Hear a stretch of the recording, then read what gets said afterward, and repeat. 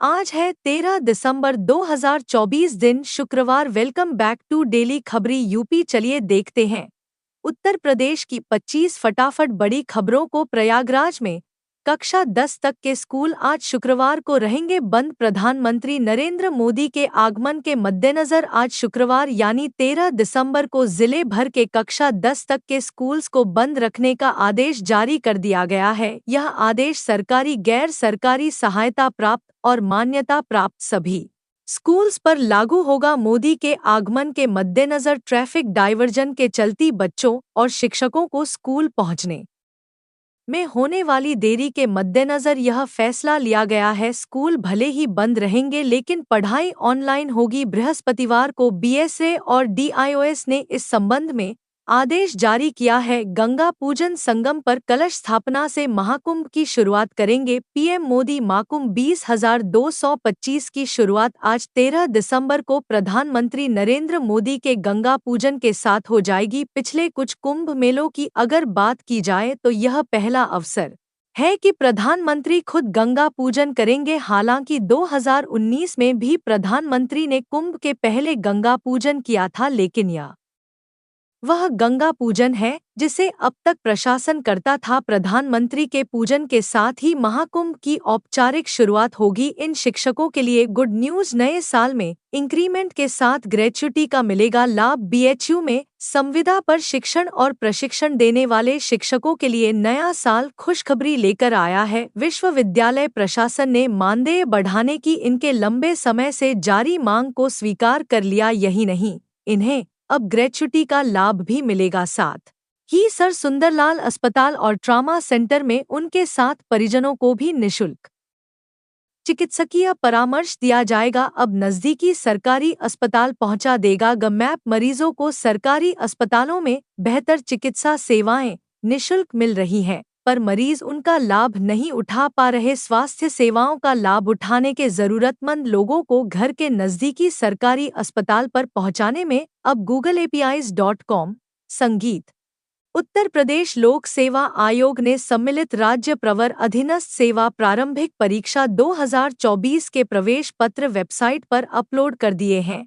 खास बात यह है कि अभ्यर्थियों को बायोमेट्रिक जांच यानी आइरिश स्कैनिंग करने के बाद ही परीक्षा केंद्र में प्रवेश की अनुमति मिलेगी। प्रतियोगी छात्रों के नॉर्मलाइजेशन के खिलाफ आंदोलन के कारण एक दिन में ही प्रारंभिक परीक्षा कराने के लिए पहली बार प्रदेश के सभी 75 जिलों में केंद्र बनाए गए हैं। योगी आदित्यनाथ ने लिया महाकुंभ की तैयारियों का जायजा। महकम 2025 के भव्य आयोजन के लिए चल रही तैयारियों का जायजा लेने के लिए मुख्यमंत्री योगी आदित्यनाथ 12 दिसंबर को प्रयागराज पहुंचे। उन्होंने आज शुक्रवार को प्रधानमंत्री नरेंद्र मोदी के दौरे से पहले मेला क्षेत्र और महाकुंभ नगर में चल रहे कार्यों का स्थलीय निरीक्षण किया। संगम नोज पर उन्होंने पीएम के कार्यक्रम की रूपरेखा समझने और उसकी सुगम व्यवस्था सुनिश्चित करने के निर्देश अधिकारियों को दिए। यूपी में 1200 किसानों की भूमि का होगा अधिग्रहण। एनएचआई की नई परियोजना 4 बाईपास का भी होगा निर्माण। जिले से बदायूं, मथुरा और आगरा जाने वाले राहगीरों की राह जल्द आसान होने वाली है। भारतीय राष्ट्रीय राजमार्ग प्राधिकरण बदायूं ने 87 हेक्टेयर भूमि खरीदने के लिए दोनों जिलों के विशेष भूमि अधिकारी को पत्र लिखा। एनएचआई अधिकारियों के अनुसार दिसंबर के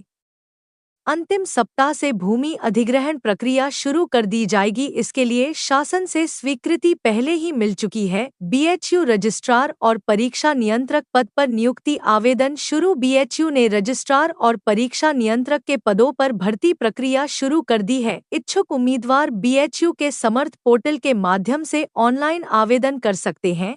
आवेदन की प्रक्रिया 3 जनवरी 2025 तक जारी रहेगी। आवेदन पत्र डाउनलोड कर सभी आवश्यक दस्तावेजों के साथ 8 जनवरी तक बीएचयू के होलकर हाउस में जमा करना होगा। नरा में सुपरटेक के फंसे प्रोजेक्ट को मिली नई उम्मीद। 18 परियोजनाओं को एनबीसीसी करेगा पूरा। नोएडा के रियल स्टेट दुनिया में एक बड़ा मोड़ आया है। राष्ट्रीय कंपनी अधिनियम अपीलीय न्याय अधिकरण ने एक ऐतिहासिक फैसला सुनाया जिसमें नेशनल बिल्डिंग कंस्ट्रक्शन कॉरपोरेशन को सुपरटेक की 18 अटकी हुई परियोजनाओं को पूरा करने का जिम्मा दिया गया। इस निर्णय से हजारों फंसे हुए घर खरीदारों को राहत मिली। वाराणसी नई दिल्ली वंदे भारत एक्सप्रेस का शॉर्ट ओरिजिनेशन। रेल प्रशासन की संवेदनशील पहल। वाराणसी से नई दिल्ली के बीच चलने वाली वंदे भारत एक्सप्रेस को परिचालन संबंधी कारणों से वाराणसी के बजाय प्रयागराज जंक्शन से शॉर्ट ओरिजिनेट किया गया है। इस स्थायी बदलाव को लेकर रेलवे प्रशासन ने यात्रियों की सुविधा और संतुष्टि को प्राथमिकता दी। बदलाव के बावजूद रेल प्रशासन ने यात्रियों के लिए वैकल्पिक प्रबंध और किराया वापसी जैसी सुविधाएं उपलब्ध कराई, जिससे यात्री संतुष्ट नजर आए। राम मंदिर की चमक के आगे फीका पड़ा ताज का दीदार। अयोध्या के मुकाबले आगरा में घटे पर्यटक 7 अजूबों में शामिल। यूपी के धरोहर यानी ताजमहल तो दुनिया भर में मोहब्बत की निशानी के लिए प्रसिद्ध है। इसे देखने के लिए देश ही नहीं दुनिया भर से लोग आते हैं और ताज का दीदार करते हैं। लेकिन पिछले 2 सालों से ताज के दीदार में फीकापन नजर आने लगा है। यहां आने वाले पर्यटकों की संख्या में लगातार गिरावट दर्ज की जा रही है। हालांकि विदेशी पर्यटकों की संख्या बढ़ी है, वहीं दूसरी ओर अयोध्या में पर्यटकों और श्रद्धालुओं की संख्या में लगातार बढ़ोतरी हो रही है। राम मंदिर प्राण प्रतिष्ठा के बाद से तो यहां आने वाले श्रद्धालु और पर्यटकों की संख्या में जबरदस्त उछाल देखने को मिला। लखनऊ में बिजली विभाग की बड़ी कार्यवाही। काट दिए 748 कनेक्शन। लंबे समय से बिजली का भुगतान न करने वाले बकाए 12 का कनेक्शन काट दिया गया। यह अभियान 9 क्षेत्रों में चलाया गया और 748 बिजली बकाएदारों की बिजली कनेक्शन काटे गए। लखनऊ मध्य के मुख्य अभियंता रवि कुमार अग्रवाल के निर्देश पर चलाए गए अभियान के अंतर्गत 437 बकाएदारों ने घर के बाहर टीम को देखते ही बकाया जमा किया, तो कुछ ने कनेक्शन कटने के बाद बिजली उपकेंद्र पहुंचकर बकाया जमा किया। नोएडा एयरपोर्ट के रेलवे रूट में बदलाव। जेवर में बन रहे नोएडा एयरपोर्ट को रेलवे नेटवर्क से जोड़ने के लिए प्रोजेक्ट में खास बदलाव किए गए। प्रस्तावित रेलवे रूट के अलाइनमेंट को संशोधित करते हुए इसे भूमि के नीचे बनाने के बजाय भूमि पर ही बनाने का निर्णय लिया गया। यह रूट एयरपोर्ट के दक्षिणी हिस्से से गुजरेगा और एविएशन हब के सभी 5 रनवे को एक तरफ रखते हुए डिजाइन किया जाएगा। प्लेसेस ऑफ वर्शिप एक्ट पर बोला सुप्रीम कोर्ट। केंद्र सरकार का जवाब दाखिल होने तक सुनवाई नहीं। सुप्रीम कोर्ट में प्लेसेस ऑफ वर्शिप एक्ट 1991 के कुछ प्रावधानों की वैधता को चुनौती देने वाली जनहित याचिकाओं की सुनवाई से जुड़ी बड़ी खबर सामने आ रही है। चीफ जस्टिस संजीव खन्ना ने कहा कि जब तक इस मामले पर केंद्र सरकार का जवाब दाखिल नहीं हो जाता तब तक इस पर सुनवाई नहीं होगी। उन्होंने कहा कि केंद्र सरकार ने अब तक जवाब दाखिल नहीं किया है, जिसके बाद सॉलिसिटर जनरल ने कहा कि जवाब जल्द दाखिल किया जाएगा। One nation one election bill को मोदी कैबिनेट की मंजूरी जल्द हो सकता है। संसद में पेश एक देश एक चुनाव के विधेयक को गुरुवार को मोदी सरकार ने कैबिनेट बैठक में मंजूरी दी। सूत्रों का कहना है कि अब सरकार इस बिल को सदन के पटल पर रख सकती है। यह विधेयक अगले सप्ताह इसी शीतकालीन सत्र में लाए जाने की संभावना है। सबसे पहले जेपीसी की कमेटी का गठन किया जाएगा और सभी दलों के सुझाव दिए जाएंगे। अंत में यह विधेयक संसद में बिल लाया जाएगा और इसे पास करवाया जाएगा। आगरा दिल्ली हाईवे की 2 लेन होंगी बंद। रूट का सर्वे हुआ पूरा, बदलेगी यातायात व्यवस्था। आगरा मेट्रो के एलिवेटेड ट्रैक के लिए जनवरी से हाईवे पर बैरिकेडिंग शुरू हो जाएगी। इसमें 2 लेन बंद करनी पड़ेंगी। Uttar Pradesh metro rail corporation की टीम हाईवे पर 8 मीटर चौड़ाई में बैरिकेडिंग करेगी, बाकी के 4 लेन पर यातायात गुजरेगा। उपम प्रबंधक पंचानंद मिश्रा ने बताया कि पहले कॉरिडोर के अंतिम 3 स्टेशन आईएसबीटी गुरु कताल और सिकंदरा एलिवेटेड हैं। इनमें आईएसबीटी सर्विस रोड पर बन रहा है। ऊर्जा भंडार न्यूट्रिनो के रहस्य को खोलने वाला प्रोजेक्ट बंद। एएमयू को बड़ा झटका। ऊर्जा भंडार न्यूट्रिनो के रहस्य को समझने वाला भारत का एकमात्र प्रोजेक्ट बंद हो गया। भारत सरकार के डिपार्टमेंट ऑफ एटॉमिक एनर्जी ने इसको हाल ही में बंद करा दिया।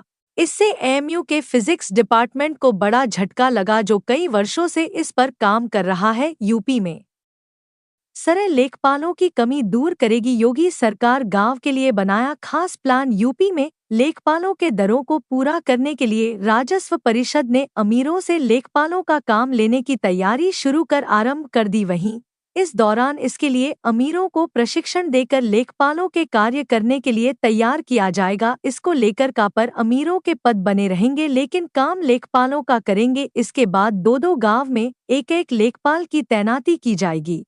प्रयागराज महाकुंभ के लिए मेगा प्लान 200 एसी 6,800 साधारण और 550 शटल बसेस चलाएगा।